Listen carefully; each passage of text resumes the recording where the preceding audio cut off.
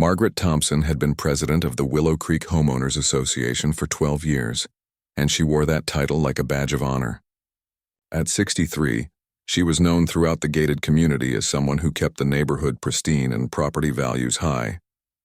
Her silver hair was always perfectly styled, her clothes pressed to perfection, and her clipboard never far from reach. She took pride in knowing every rule in their thick HOA handbook and wasn't afraid to enforce them. The Tuesday morning started like any other for Margaret. She made her usual rounds through the community, checking for violations. A garbage can left out too long here, a lawn that needed trimming there, flowers planted in the wrong color scheme somewhere else. She documented everything with the precision of a military inspector, taking photos and making notes on her tablet. But today was different. Today, Margaret had received a complaint that made her blood boil. Someone in the community was allegedly running an illegal business from their cabin, violating not just HOA rules, but potentially county regulations as well. The complaint came from Eleanor Whitman, one of the most trusted residents in Willow Creek, who lived 3 doors down from the suspected property. According to Eleanor, strange cars had been coming and going from cabin 247 at all hours. People in suits carried briefcases in and out of the property. There were meetings happening that sometimes ran late into the evening. Eleanor was convinced that whoever lived there was operating some kind of consulting firm or legal practice, which was strictly forbidden under their community guidelines. Margaret had tried calling the property owner several times over the past week, but no one answered. The mailbox showed the name J. Martinez, but that told her nothing useful. She had searched through her records and found that the cabin had been purchased just 6 months ago, and the buyer had been remarkably quiet since moving in. No community events, no neighborhood gatherings, not even a friendly wave when spotted around the grounds. The more Margaret thought about it, the more convinced she became that this J. Martinez person was thumbing their nose at the community rules. She had seen it before, new residents who thought they could move into their peaceful neighborhood and do whatever they pleased. Well, not on her watch. She had worked too hard to maintain Willow Creek's reputation and standards to let some rule breaker destroy what they had built. Margaret decided that today would be the day she confronted the situation head-on. She had tried the polite approach with phone calls and a letter. Now it was time for a face-to-face conversation. She gathered her HOA documentation, printed out the relevant sections about home-based businesses, and prepared her most official-looking clipboard. She even put on her navy blue blazer, the one that made her feel more authoritative. As she walked toward cabin 247, Margaret rehearsed what she would say. She would be firm but professional. She would explain the rules clearly and give this J. Martinez person exactly 1 week to cease all business operations. If they refused to comply, she would have no choice but to begin the formal violation process, which could ultimately result in fines or even forced sale of the property. The cabin itself was modest but well-maintained. It sat at the end of a quiet cul-de-sac, surrounded by tall pine trees that provided natural privacy. The lawn was perfectly manicured, the flower beds were neat and colorful, and the driveway was freshly sealed. Margaret had to admit that whoever lived there kept up appearances well, but that didn't excuse breaking the fundamental rules of their community. She noticed 2 cars in the driveway, a black sedan and a silver SUV.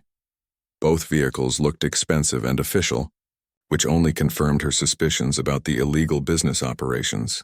Margaret straightened her shoulders, gripped her clipboard tighter, and marched up the front walkway with determined steps. The front door was solid wood with a small window at the top, and Margaret could hear voices coming from inside. Multiple people were definitely having some kind of meeting or discussion.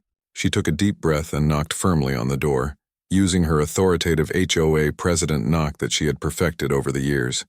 The voices inside stopped immediately. Margaret waited, tapping her foot impatiently. After about 30 seconds, she knocked again, this time even more forcefully.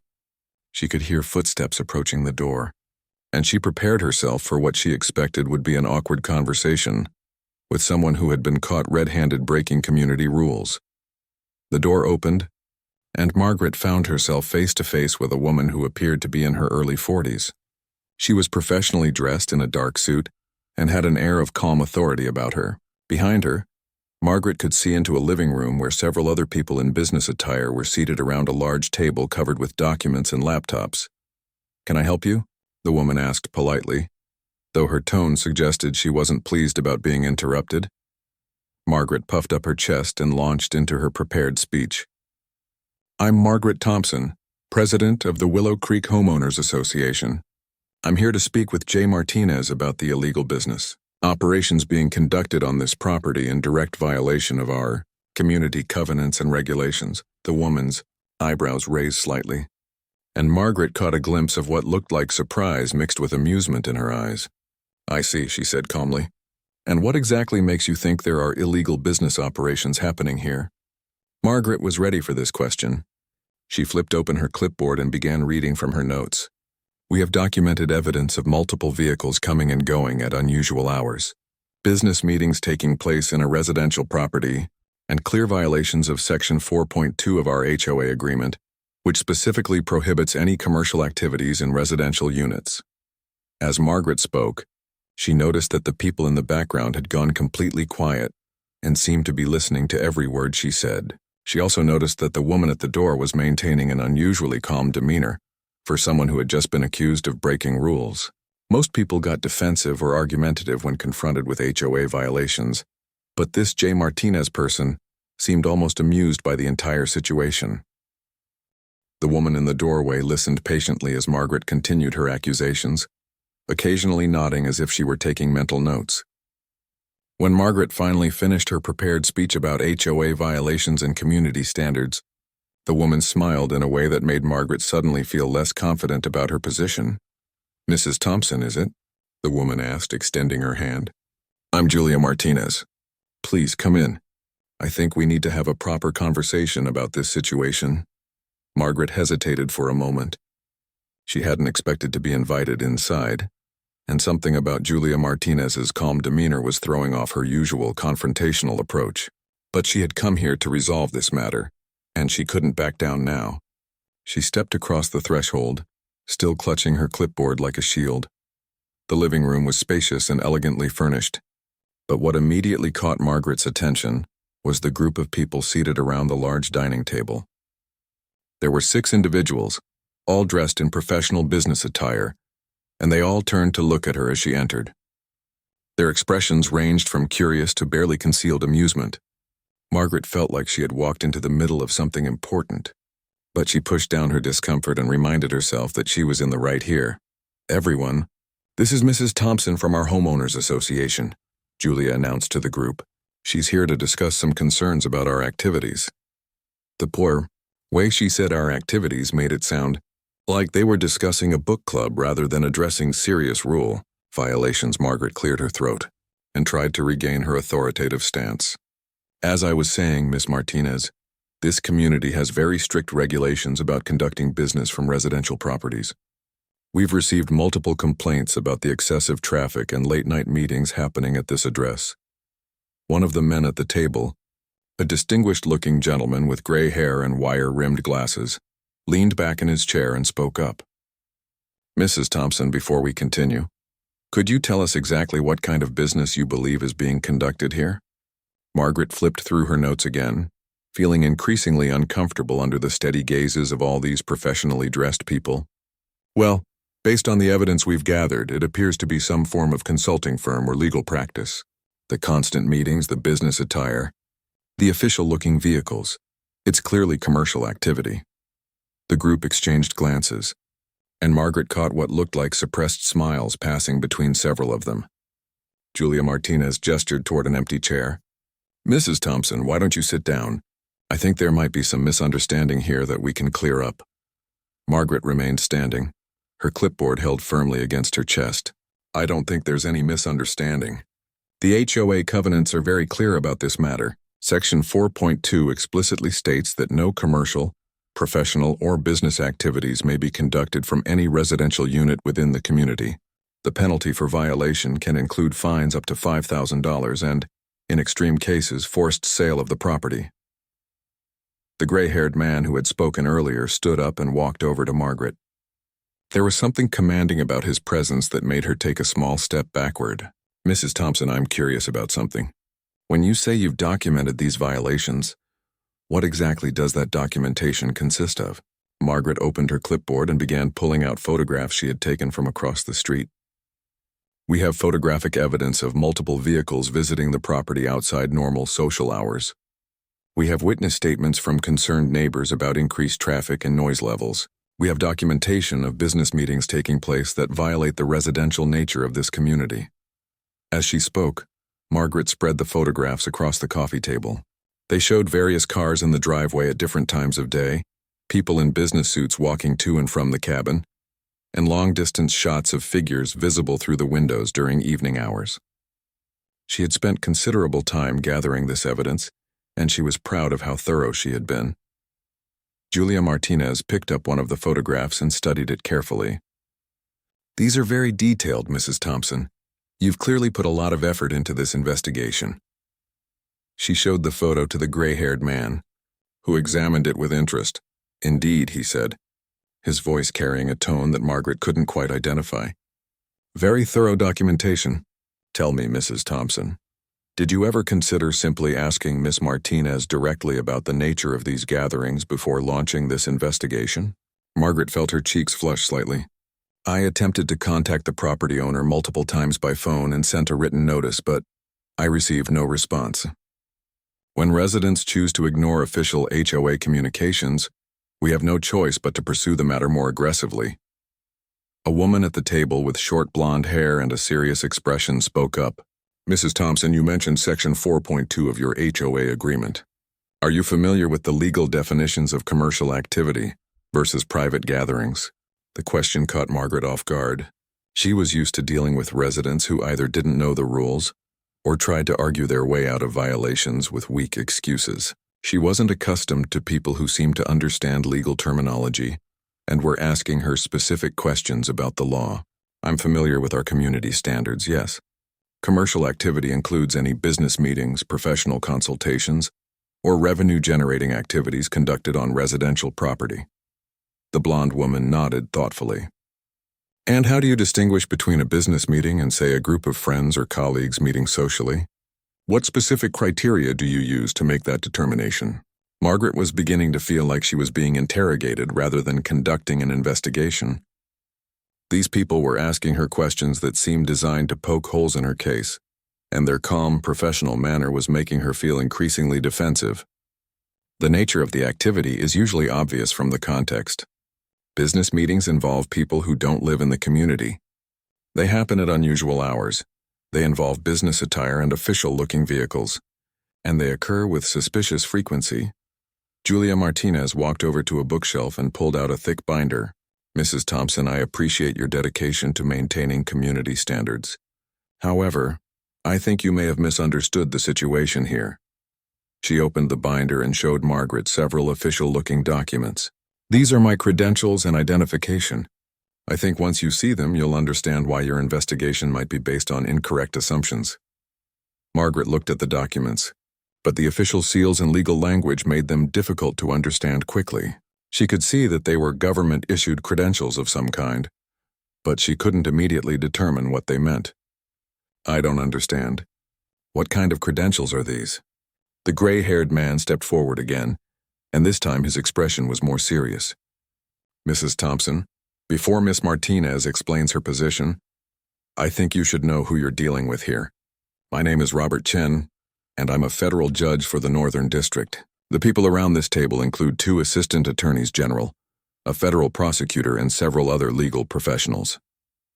Margaret felt the blood drain from her face. She looked around the room again, seeing the group of people in an entirely new light. The serious expressions, the official bearing, the calm way they had handled her accusations. Suddenly it all made sense, but not in the way she had expected. Margaret's hands began to tremble slightly as the full weight of Judge Chen's words sank in. She looked around the room again, taking in the faces of the people she had just accused of illegal business activities. These weren't rule-breaking residents trying to run a side business from their home. These were some of the most powerful legal minds in the state, and she had just barged into their meeting with accusations and threats. Julia Martinez seemed to sense Margaret's growing panic and spoke in a gentle but firm tone. "Mrs. Thompson, let me properly introduce myself. I'm Julia Martinez, and I serve as Deputy Attorney General for the state of California. This cabin is my private residence, which I purchased 6 months ago when I needed a quiet retreat away from the city. Margaret's clipboard slipped from her nerveless fingers and clattered to the floor, scattering her carefully organized photographs and violation notices. "Deputy Attorney General?" she whispered, her voice barely audible. "That's correct," Julia continued, walking back to the bookshelf and retrieving another set of documents. "These meetings you've been documenting aren't illegal business activities. They're private strategic planning sessions for several high-profile cases we're working on. We meet here because this location provides the privacy and security we need for sensitive discussions involving state and federal legal matters." Judge Chen picked up Margaret's scattered papers and handed them back to her, with a slight smile that didn't seem entirely friendly. "Mrs. Thompson, I have to commend you on your investigative thoroughness. These photographs are quite detailed. However, I'm curious about something. Did you take these pictures from public property, or did you trespass on private land to get some of these angles?" Margaret's mind raced as she tried to remember exactly where she had been standing when she took each photograph. Some of them had definitely been taken from across the street, but others, she had a sinking feeling that she might have stepped onto other residents' property to get better vantage points. I was just documenting violations from wherever I could observe them clearly." The blonde woman at the table, who Margaret now realized was probably one of the assistant attorneys general, spoke up again. "Mrs. Thompson, photographing private property from other private property without permission could potentially constitute harassment or stalking behavior, depending on the specific circumstances and local laws." Margaret felt like the room was spinning. What had started as a routine HOA enforcement action was rapidly becoming a nightmare. She had expected to confront some rule-breaking resident, and instead found herself being questioned by judges and prosecutors about her own potentially illegal behavior. Julia Martinez seemed to recognize Margaret's distress and gestured for her to sit down. "Please, Mrs. Thompson, have a seat. Nobody here wants to make this more difficult than it needs to be. We just want to make sure we understand the situation clearly." Margaret sank into the offered chair, her legs feeling weak. She had been HOA president for 12 years and had handled hundreds of rule violations, but she had never found herself in a situation like this. "I was just trying to protect our community," she said weakly. "Eleanor Whitman filed a complaint about suspicious activity, and it's my responsibility to investigate these things." One of the other men at the table, who had been quietly observing the conversation, leaned forward. "Mrs. Thompson, I'm David Park, federal prosecutor for the Eastern District. I'm interested in these complaints you mentioned. Could you tell us more about the specific nature of Mrs. Whitman's concerns?" Margaret fumbled through her papers trying to find Eleanor's original complaint. Her hands were shaking so badly that she had difficulty holding the document steady. "Eleanor said there were strange cars coming and going at unusual hours. She said people in business suits were having meetings that ran late into the evening. She was concerned that someone was operating a consulting firm or legal practice in violation of our residential covenants." Julia Martinez exchanged a meaningful look with Judge Chen. "Mrs. Thompson, did Mrs. Whitman specifically mention any disruption to her daily life? Any noise complaints, parking problems, or other issues that directly affected her enjoyment of her property?" Margaret thought about Eleanor's complaint more carefully. Now that she was being questioned by legal professionals, she realized that Eleanor's concerns had been rather vague. She said she was worried about the precedent it might set if we allowed business operations in residential areas. She was concerned about property values and community standards. Prosecutor Park nodded thoughtfully. "So there were no actual disturbances or problems caused by these meetings? No blocked driveways, no noise violations, no disruption to the neighborhood?" "Well, no," Margaret admitted reluctantly. "But our HOA covenants are very clear about commercial activities. It doesn't matter if there are actual problems. The rules exist to prevent problems before they occur." The woman with blonde hair smiled, but there was something sharp in her expression. "Mrs. Thompson, I'm Sarah Collins, Assistant Attorney General. I specialize in constitutional law, particularly regarding property rights and government regulations. I'm curious about your HOA's authority to regulate what you've termed commercial activities. Have you reviewed the legal definitions of what constitutes commercial versus private activity?" Margaret felt completely out of her depth. She had always relied on the HOA handbook and her own interpretation of the rules. But these legal professionals were asking questions that went far beyond her understanding. "I follow the guidelines established by our community covenants and the HOA board," Sarah Collins continued. "But Mrs. Thompson, private meetings between colleagues, even when they discuss work-related matters, don't necessarily constitute commercial activity under the law. If Miss Martinez invited friends and colleagues to her private home to discuss matters of mutual interest, would that really violate your covenants?" Margaret realized she was being backed into a corner by people who understood the law far better than she did. Every answer she gave seemed to reveal another weakness in her position. "I suppose it would depend on the specific nature of the activities," she said carefully. Julia Martinez stood up and walked over to the window, looking out at her peaceful backyard. "Mrs. Thompson, let me explain what's been happening here. These meetings involve discussions about legal strategies for cases that could impact thousands of people across the state. We meet here because the sensitive nature of our work requires absolute privacy and security. We're not conducting business in the commercial sense. We're not seeing clients, we're not charging fees, and we're not operating any kind of service." Judge Chen added, "Think of it this way. Mrs. Thompson, if a group of teachers met at someone's home to discuss curriculum planning, would that be commercial activity? If a group of doctors met privately to discuss medical research, would that violate residential zoning?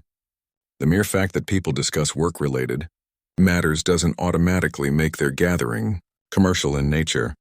Margaret was beginning to understand that her interpretation of the HOA rules might have been overly broad, but she was also feeling defensive about the criticism of her actions. She had been trying to do her job as HOA president, and now she felt like she was being lectured by people who didn't understand the challenges of maintaining community standards.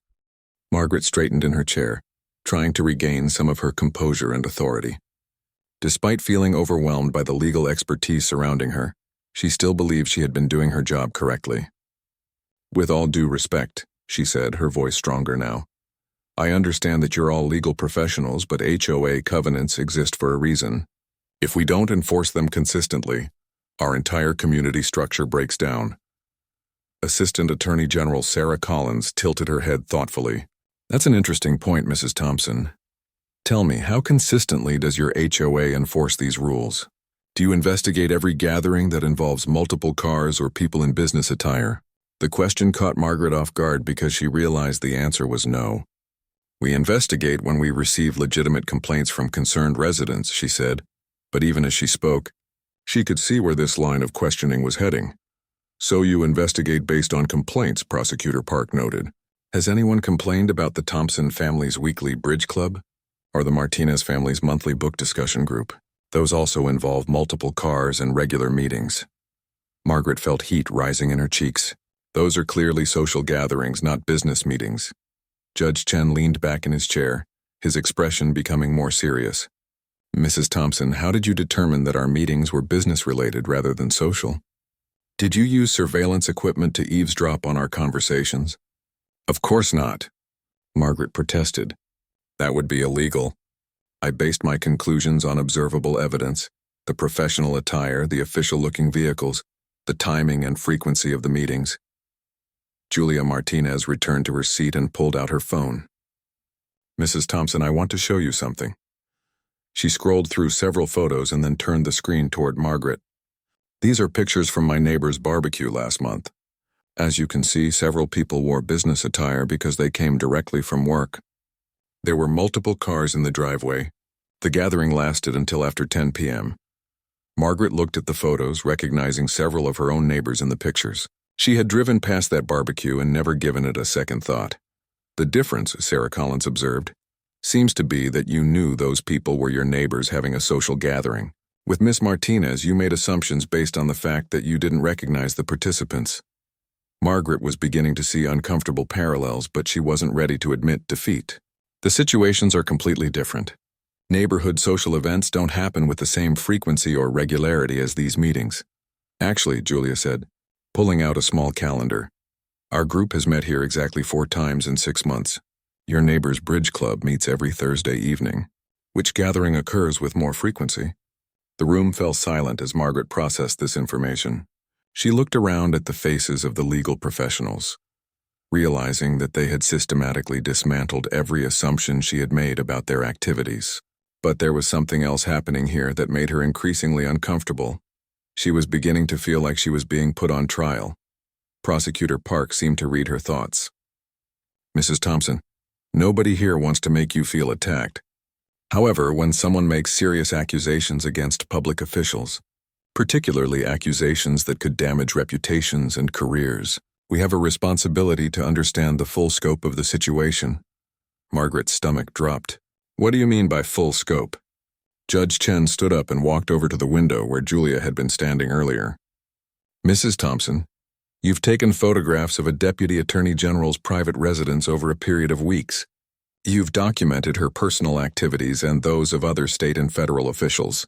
You've made accusations of illegal behavior, and you've threatened legal action including financial penalties and forced sale of property." The implications of his words hit Margaret like a physical blow. "I was just doing my job as HOA president. I had no idea who Miss Martinez was." "But that's precisely the point," Sarah Collins said gently. "You didn't bother to find out. You made assumptions and took actions based on those assumptions without conducting proper due diligence." Julia Martinez looked directly at Margaret with an expression that was both stern and sympathetic. "Mrs. Thompson, I want you to understand something. The work we do here involves cases that could affect thousands of people. Some of our discussions involve sensitive information about ongoing investigations, legal strategies, and matters of public safety. The privacy and security of our meetings isn't just a personal preference, it's essential for the proper functioning of the justice system." Margaret felt a chill as she realized the broader implications of her actions. "Are you saying I've somehow compromised official business?" "What I'm saying," Julia replied carefully, "is that unauthorized surveillance of law enforcement and judicial officials raises serious questions about intent and potential security breaches. When someone photographs federal judges and state prosecutors entering and leaving private meetings, we have to consider whether there might be ulterior motives involved." Margaret's hands began shaking again. "Ulterior motives? I'm a retired school teacher who volunteers as HOA president. I don't have ulterior motives. I was just trying to enforce community rules." Judge Chen returned to his seat, his expression grave. "Mrs. Thompson, I believe you when you say you had no ulterior motives. However, the fact remains that you've conducted unauthorized surveillance of high-ranking legal officials. You've created detailed documentation of our movements and activities, and you've done so without identifying yourself or declaring your purpose." The room seemed to grow smaller as Margaret realized the serious position she had unknowingly put herself in. "What are you saying? Are you going to press charges against me?" Julia Martinez held up a hand. "Mrs. Thompson, let's take a step back. Nobody here wants to ruin your life over a misunderstanding. However, we do need to address this situation properly, to ensure it doesn't happen again and to protect the integrity of our work." Sarah Collins opened a briefcase that Margaret hadn't noticed earlier and pulled out several official-looking documents. "Mrs. Thompson, we're prepared to handle this matter informally, but there are certain conditions that need to be met." Margaret looked at the documents with growing dread. "What kind of conditions?" "First," Julia said, "all photographs, notes, and other documentation related to your investigation must be turned over to us and permanently destroyed. Second, you must agree to cease all surveillance activities related to this property. Third, you must issue a formal apology to the Willow Creek community acknowledging that your investigation was based on incorrect assumptions," Judge Chen added. "And fourth, you must agree to revise your HOA enforcement procedures to include proper verification of facts before launching investigations that could impact residents' privacy and reputations." Margaret stared at the documents, feeling the weight of 12 years as HOA president crashing down around her. She had always prided herself on being thorough and professional in her duties, but now she was being told that her methods were not only wrong but potentially illegal. Margaret stared at the documents for a long moment, her mind racing through the implications of what was being asked of her. The formal language and official seals made everything feel overwhelmingly serious. She looked up at Julia Martinez, who was watching her with a mixture of sternness and what might have been sympathy. "Miss Martinez," Margaret said slowly, "I need to ask you something directly. Are you telling me that I could face criminal charges over this situation?" Julia exchanged a glance with Judge Chen before responding. "Mrs. Thompson, let me be completely honest with you. What you've done could potentially be interpreted several different ways under the law. At best, it's overzealous enforcement of HOA rules based on incorrect assumptions. At worst, it could be seen as harassment or stalking of public officials. Prosecutor Park leaned forward in his chair. The reality is, Mrs. Thompson, that in today's climate, any unauthorized surveillance of judges, prosecutors, and other legal officials raises immediate security concerns. We have to consider whether such activities might be connected to attempts to intimidate or influence legal proceedings. Margaret felt her world spinning. But I had no idea who you were. How could I be trying to intimidate people I didn't even know? That's exactly why we're willing to handle this informally, Sarah Collins explained. Your lack of knowledge about our identities actually supports your claim that this was a misguided HOA action, rather than something more sinister. However, the fact remains that the surveillance occurred, and we have to address it appropriately.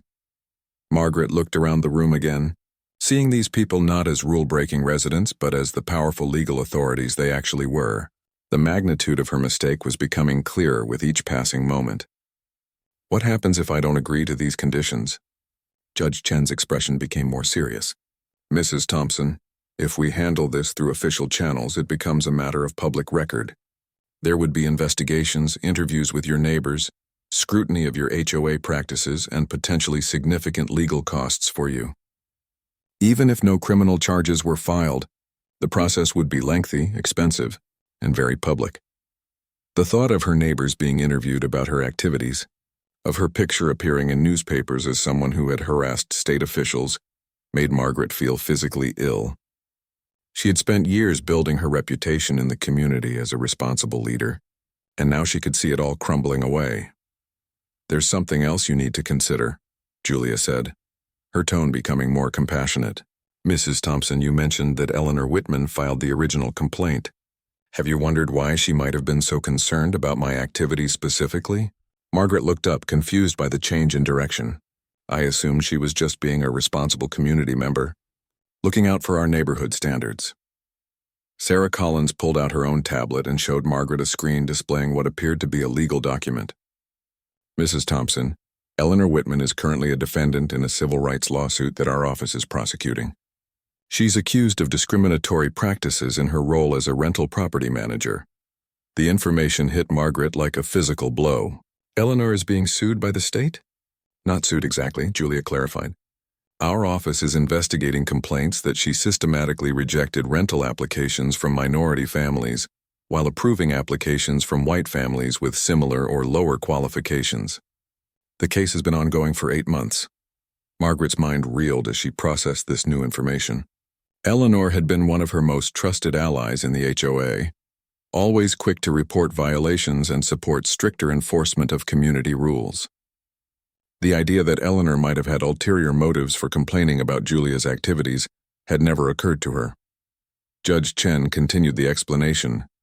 Mrs. Thompson, it's possible that Mrs. Whitman recognized Miss Martinez or suspected her identity and hoped to create problems for her by involving the HOA in harassment activities. You're saying Eleanor used me? Margaret asked, feeling a mix of anger and humiliation. We're saying it's a possibility worth considering, Prosecutor Park replied, which is another reason why this situation needs to be handled carefully. If Mrs. Whitman did manipulate you into harassing a state official, that would be a serious matter in itself. Margaret felt like she was drowning in complications that kept getting deeper and more serious. What had started as a simple HOA enforcement action was now involving civil rights investigations, potential manipulation by defendants in legal cases, and federal security concerns. Julia Martinez seemed to recognize Margaret's overwhelmed state. Mrs. Thompson, I want to make something clear. Despite what's happened here, I don't believe you're a bad person or that you acted with malicious intent. From what I can see, you've been a dedicated community volunteer who got caught up in a situation that was much more complicated than you realized. But that doesn't change the fact that mistakes were made, Sarah Collins added. And those mistakes need to be corrected in a way that protects everyone involved. Margaret looked down at the documents again, trying to focus on the specific requirements. If I agree to these conditions, what guarantees do I have that this matter will remain private? You have our word as officers of the court, Judge Chen said formally. If you comply with these requirements, this matter will not become part of any public record, and no formal investigation will be initiated. However, Julia added, you should understand that if you continue any form of surveillance or harassment, or if you discuss the details of our work with anyone else, we would have no choice but to pursue official action. Margaret nodded slowly, understanding that she was being offered a way out of a potentially devastating situation, but only if she acknowledged her mistakes and agreed to make substantial changes to how she conducted HOA business. There's one more thing, Prosecutor Park said, pulling out another document. We'll need you to sign a confidentiality agreement regarding what you've learned about our activities here today.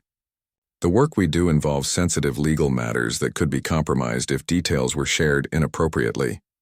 Margaret realized that by walking into Julia Martinez's cabin, she had not only ended her investigation, but had also become privy to information about high-level legal proceedings that she was now legally bound to keep secret. The irony wasn't lost on her that in trying to expose what she thought was illegal activity, she had become an unwitting participant in legitimate but confidential government business. I understand, she said quietly. What do I need to do? 3 hours later, Margaret walked slowly back to her own house carrying a folder containing copies of the documents she had just signed. Her clipboard, once a symbol of authority and organization, now felt heavy and meaningless in her other hand. The photographs she had spent weeks collecting were gone, handed over to be destroyed. Her detailed notes about suspicious activities had been shredded in Julia Martinez's paper shredder while she watched. The walk home gave Margaret time to process what had just happened to her life. In the span of a single afternoon, she had gone from being a confident HOA president investigating rule violations to being someone who had unknowingly harassed state officials and potentially aided in a defendant's attempt to intimidate prosecutors. The weight of her mistakes pressed down on her with every step. When she reached her front door, Margaret paused and looked back toward cabin 247. From this distance, it looked exactly like every other home in Willow Creek, peaceful, well-maintained, and perfectly normal. She realized that her assumption that unusual activity must be suspicious had blinded her to the simple truth that people's lives and work could be more complex than they appeared from the outside. Inside her house, Margaret sat at her kitchen table and stared at the confidentiality agreement she had signed. The legal language was dense and formal, but the message was clear. She was now legally bound to keep secret everything she had learned about the legitimate government work being conducted in her neighborhood. The irony struck her again. In trying to expose what she thought was illegal activity, she had discovered legal work so important that it required absolute secrecy. The next morning brought the most difficult part of Margaret's agreement with the legal team. She had to write a formal apology to be distributed to all Willow Creek residents, acknowledging that her investigation had been based on incorrect assumptions and that no violations had actually occurred. She stared at her computer screen for over an hour before finally beginning to type. Dear Willow Creek community members, she wrote, I am writing to apologize for actions I took recently that were based on misunderstandings and incorrect assumptions. As your HOA president, I initiated an investigation into what I believed were violations of our community covenants. However, I have since learned that my concerns were unfounded and that no actual violations occurred. Writing those words felt like admitting failure not just as an HOA president, but as the person she thought she was. Margaret had always prided herself on being thorough, fair, and protective of her community. Now she had to acknowledge publicly that she had been none of those things. The apology letter was distributed that afternoon, and Margaret's phone began ringing almost immediately. Some neighbors called to express support, saying that anyone could have made the same mistake. Others were less kind, suggesting that Margaret had overstepped her authority and embarrassed the community. A few asked pointed questions about what had really happened. Questions that Margaret couldn't answer due to the confidentiality agreement she had signed. Eleanor Whitman called that evening, her voice tight with what sounded like anger. Margaret, what is this apology letter about? You told me you were going to handle the situation at cabin 247. Margaret chose her words carefully, mindful of the legal restrictions now governing what she could say. Eleanor, I discovered that there were no actual violations occurring. The activities I investigated were completely legitimate and within the residents' rights. But what about all those meetings? The strange cars? The business suits? Eleanor pressed. Those were private gatherings that didn't violate any HOA rules or community standards, Margaret replied, though she could hear the strain in her own voice. There was a long pause before Eleanor spoke again. I see. Well, I suppose these things happen sometimes. But something in Eleanor's tone suggested she wasn't satisfied with Margaret's explanation. Over the following weeks, Margaret found herself looking at her role as HOA president very differently.